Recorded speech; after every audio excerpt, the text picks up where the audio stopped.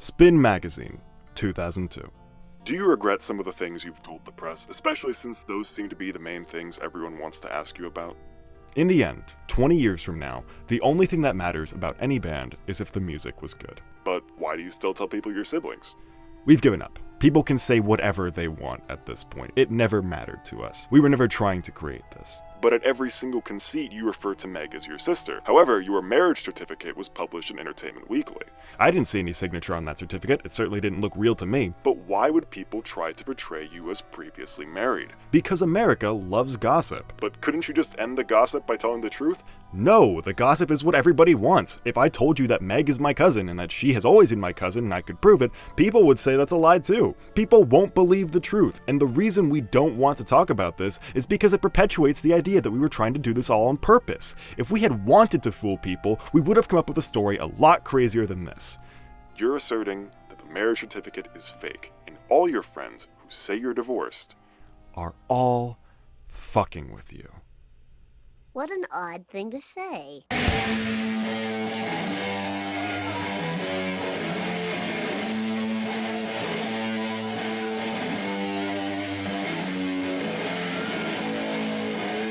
These days, the story goes that Jack Gillis met Meg White in 1993 at a coffee shop in Detroit, Michigan, where Jack often performed folk songs at the open mic. Details on their relationship from this point are thin, as even today, Jack and Meg don't often speak on the subject. Jack even told The New Yorker in 2017 that he didn't remember the coffee shop story at all. However, we do know that the two got married in 1996. Jack took Meg's last name, and they started playing music together shortly thereafter. It was in 1997, when the Whites were in the attic of their home. I was recording something and I asked, "Would you mind playing a simple beat for me?" I didn't tell her what to do, maybe I said a couple things. She sat down and did it. Jack would express in many interviews how important this moment was for the foundation of the White Stripes. Up until this point, he had been the only musician in their relationship, playing the drums and guitar for most of his life. Yet, despite her total lack of training or experience, Meg played effortlessly and fearlessly. It wasn't anything legendary, as many music critics would go on to point out, but it impressed Jack immensely. He gave her a few pointers, but mostly left her alone, telling her, "Man, don't even practice. This is perfect."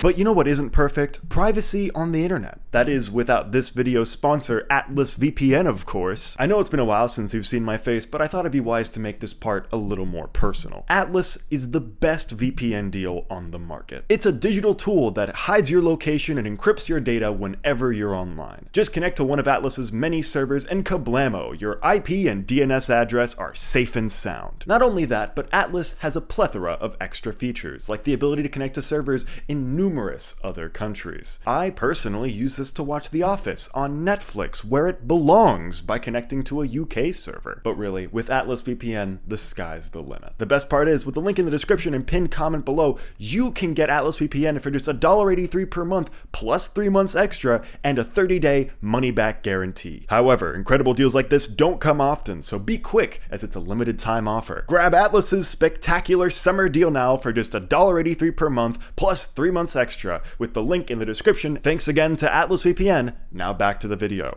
It wasn't long after this successful collaboration that the White Stripes made their first formal appearance at a Detroit club on July 14th, 1997. And I do mean formal. The drums were placed on a pedestal adorned with red cloth, and the two came out dressed in matching red and white clothes. On the subject of their aesthetic, Jack told the Rolling Stone, "It came from peppermint candy. I also think they are the most powerful color combination of all time, from a Coca-Cola can to a Nazi banner. Those colors strike chords with people."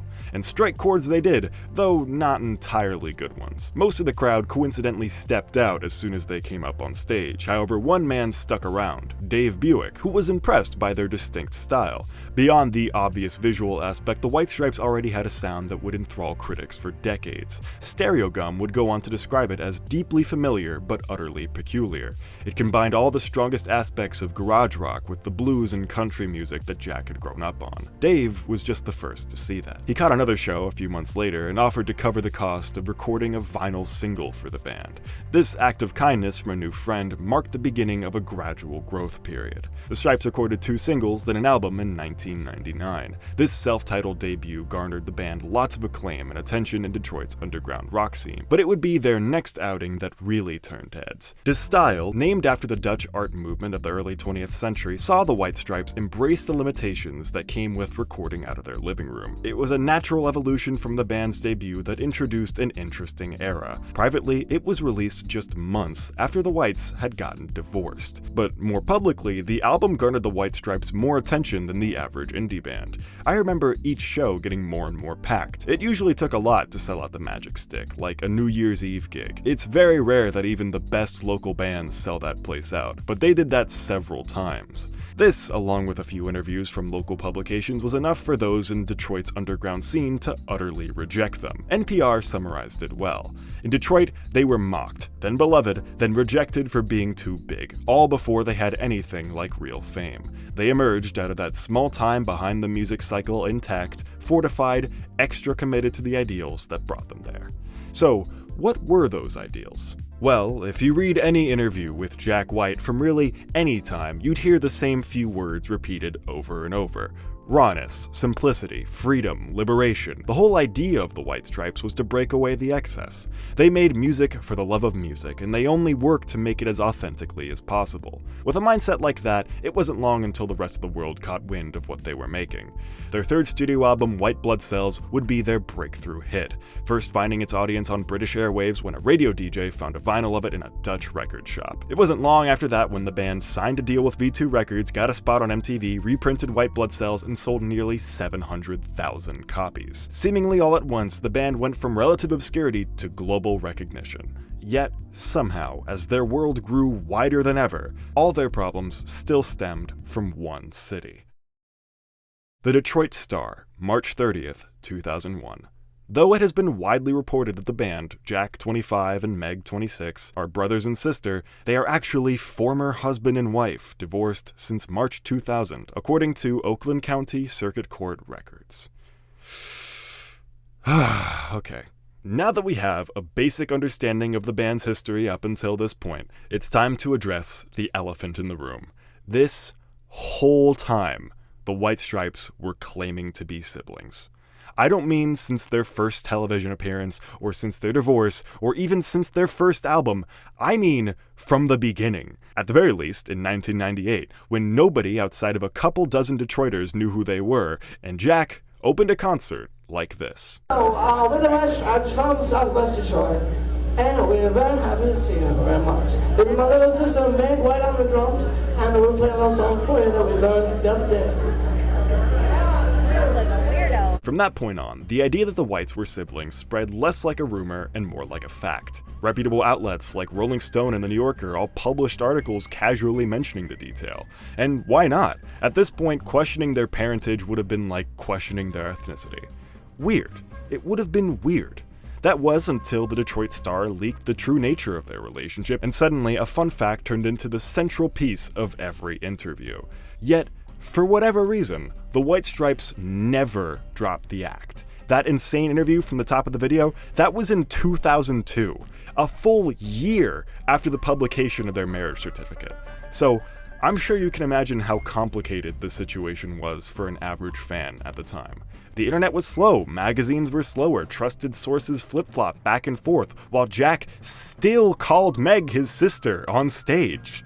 The music world was left puzzled and bewildered for another 3 years, until Jack finally dropped the act, slightly, in a 2005 Rolling Stone interview. I want you to imagine if we had presented ourselves in another fashion that people might have thought was true. How would we have been perceived right off the bat? When you see a band that is 2 pieces, husband and wife, boyfriend and girlfriend, you think, oh, I see. When they're brother and sister, you go, oh, that's interesting. You care more about the music, not the relationship. Whether they're trying to save their relationship by being in a band, you don't think about that with a brother and sister. They're mated for life. That's what family is like. The White Stripes faked being siblings for the sake of those core values, for simplicity and freedom. Even before they divorced or had any media attention, they claimed to be siblings, not to draw more attention to their relationship, but less, to keep it all about the music. Sadly, they misunderstood how big their band would grow, and therefore how far people would go to dig up gossip. For years, as the Stripes only grew in popularity with releases like Seven Nation Army, Blue Orchid, and Icky Thump, the odd status of their relationship always loomed in the background, until finally, for a myriad of reasons, the White Stripes broke up in 2011. But you know what's odd? In 2020, when approached by NPR to discuss the 20th anniversary of the style, Jack had this to say. The whole idea of the White Stripes was to break away the excess, to get down to the nitty-gritty of what music meant to me and my sister. This was 9 years after the band split up, 13 years since their last album, 19 years since their marriage certificate leaked. It begs the question, why? To which I answer with another question.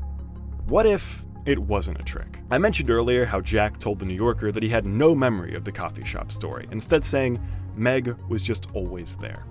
The White Stripes are kindred spirits. They're two people who went through one of the most traumatic things a couple can experience, then made an album together a year later, then 3 more after that, and toured together for 7 years throughout. Even a year after the band split, Jack famously said, "I'd make a White Stripes record right now." Maybe that's what he meant by sister. Someone he was inexorably tied to, not by blood necessarily, but by something else. What that is, I don't know. Really, it doesn't matter. In the end, 20 years from now, the only thing that matters about any band is that the music was good. And it was damn good.